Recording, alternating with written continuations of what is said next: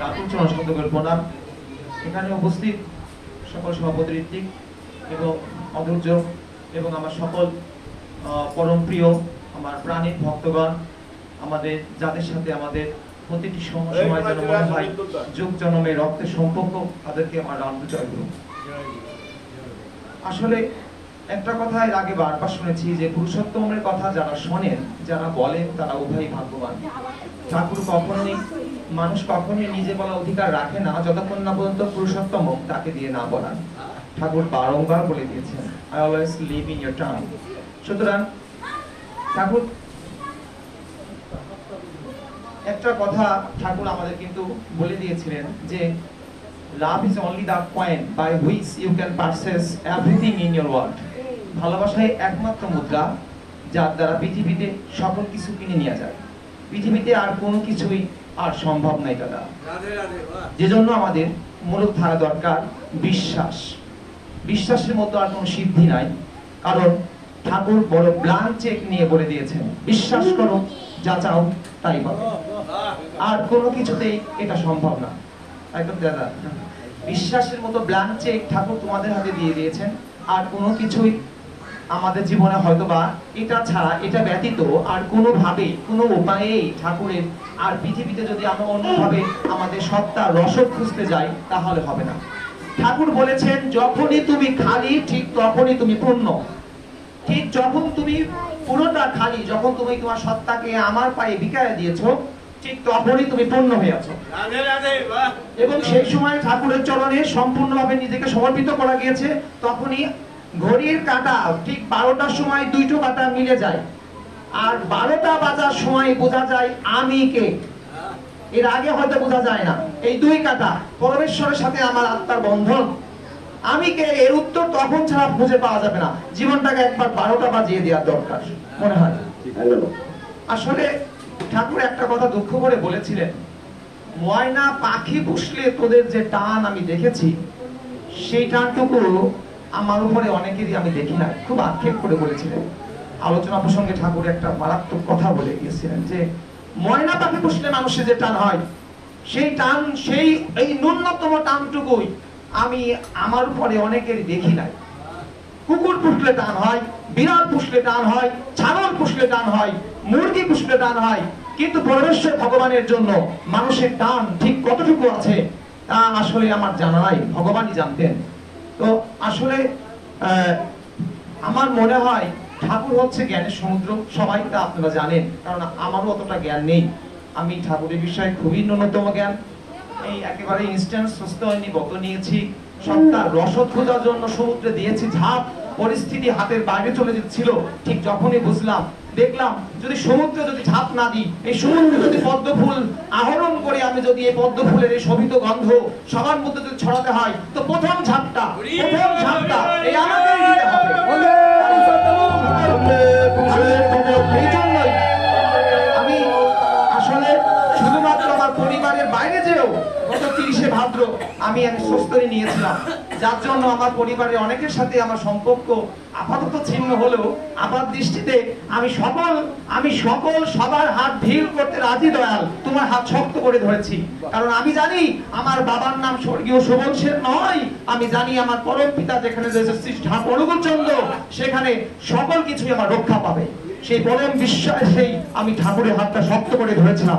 আর ঠাকুরের হাত শক্ত করে ধরার জন্য কেউ যদি আমার হাতকে একটু লুজকু করে দেয়, তাতে আমার একটু দ্বিধা নেই, কারণ পরমেশ্বরের হাত শক্ত করে ধরলেই আমি খুব ভালো করে জানি সকল কিছুই রক্ষা পাবে।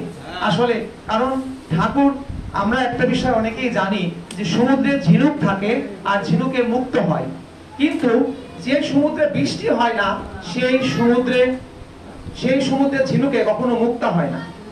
যে সমুদ্রে বৃষ্টির জল পড়ে না সেই সমুদ্রে ঝিনুকে কখনোই মুক্ত হয় না। সেজন্য সমুদ্র ইচ্ছা করে তার জলকে জলীয় বাষ্প করে উপরে মেঘ করে দেয়, আর সেই মেঘ আবার বৃষ্টি হয়ে পড়ে সেই সমুদ্রের মাঝে। তাই আমরা সেই বৃষ্টি, আমরা সৎসঙ্গ, আমাদের প্রাণের বন্ধন, আমরা একই পরিবারের লোক, আমরা কেউ আলাদা নয়। ঠাকুর বারংবার বলেছেন একক থেকেই হবে, একক থেকেই সম্ভব। ব্যক্তি, দম্পতি, গৃহ, সমাজ, রাষ্ট্র ধারণে তাই একক থেকে হবে। আপনি নিজেকে পাল্টান, আপনি পুরো দুনিয়াকে পাল্টে দিতে পারবেন। একটা মানুষই একটা পুরো দুনিয়ার ধাঁচকে পাল্টে দিতে পারে এক মুহূর্তে। আমাদের মায়েদের দৃষ্টি আকর্ষণ করি, আমাদের অনেক মায়েরা এখানে রয়েছেন। সংসার জীবনে মায়েদের ভূমিকা বিশাল। মানে মাতা মনমোহনী বারবার বলে দিয়েছেন, সংসারে মায়েদের সবসময় ঘর কন্যার যে কাজ রয়েছে, মায়েরাই পারে একটা সুসন্তানকে জন্ম দিতে। ভালো সন্তান জন্ম দিতে হলে ভালো পেটের প্রয়োজন, আর এজন্য অনুলোম সন্তানের প্রয়োজন আমাদের। এই প্রতিলোম সন্তানের জন্য ঠাকুর সবসময় ভয়ে শিউরে উঠতেন। এদিকে আমাদের অবশ্যই লক্ষণীয়, সেজন্য আমাদের সবসময় লক্ষ্য করতে হবে। আমাদের ঠাকুর মানুষ অনুকূল চন্দ্র, আমরা অনেকেই তাকে মানুষ অনুকূল চন্দ্র, আমি শিবচন্দ্র চক্রবর্তীর ছাওয়াল। আমি অশিক্ষিত মূর্খ রাজীব সেন, অতটা বুঝি নাই। আমি চিনির বস্তার ঘ্রাণ পেয়েছিলাম, তাই চিনির মতো আগিয়ে গিয়েছি। পিঁপড়েরা চিনির বস্তার ঘ্রাণ দেখে যায়। এক দোকানদারকে এক দাদা বলছেন, দাদা 1 কেজি চিনি দেন তো। কিন্তু দোকানদার লবণের বস্তা থেকে 1 কেজি চিনি মেপে দিচ্ছেন। বলছে, কি দাদা, আপনাকে চাইলাম 1 কেজি চিনি, আর আপনি লবণের বস্তা থেকে চিনি মেপে দিচ্ছেন। বলছে, চুপ করুন, আমার পিঁপড়ে অনেক বিরক্ত করে, তাই আমি লবণ লিখে দিয়েছি আর তার মধ্যে চিনি ঢেলে রেখেছি। কিন্তু পিঁপড়ে তো কখনোই লেখা পড়ে তার দিকে আগিয়ে যায় না। পিঁপড়ে ঘ্রাণের গন্ধে চিনির বস্তা ঘ্রাণের গন্ধ শুকে যায়। তাই আমার ঠাকুর আমার কাছে চিনির বস্তা, আমি ঘ্রাণ শুকে গিয়েছি। তিনি মানুষ অনুকূল চন্দ্র শিবচন্দ্র চক্রবর্তীর ছাল কি পরমেশ্বর ভগবান তা আমি জানি না। আমি শুধু অন্ধবিশ্বাসে তার প্রতি এগিয়ে যাওয়ার প্রচেষ্টা করেছি, যেন যাতে ভবিষ্যৎ সময়ে আমার দেখা দেখি আরো কিছু মানুষ এই সৎসঙ্গ নামক এই সমুদ্রে ঝাঁপ দিয়ে সামনে অবশ্যই এক অগ্রণী ভূমিকা পালন করে সমাজটাকে নতুন করে গড়তে পারে, সেই অগ্রণী প্রয়াস। আমি প্রায় শেষ করবো, কারণ আমি বিশেষ বক্তব্য দীর্ঘায়িত করবো না, আর ছোট্ট একটু কথা বলে শেষের দিকে চলে যাই। অনেকদিন আগে ম্যানহোলে একটা ঘটনা ঘটেছিল ভারতে। একটা বাচ্চা স্কুল থেকে ফেরার সময় হঠাৎ করে ম্যানহোলে পড়ে গিয়েছিল। ম্যানহোলে পড়ে যাওয়ার পর প্রায় 1-1.5 মাস পরে হয়তো নদীতে তার লাশটা পাওয়া গিয়েছিল।